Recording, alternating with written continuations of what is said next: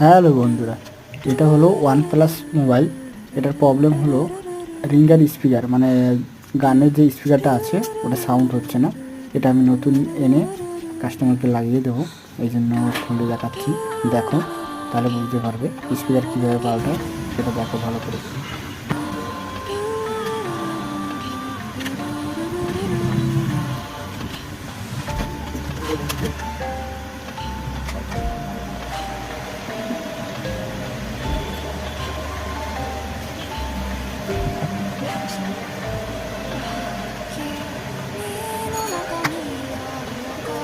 গান আছে ডাউনলোড?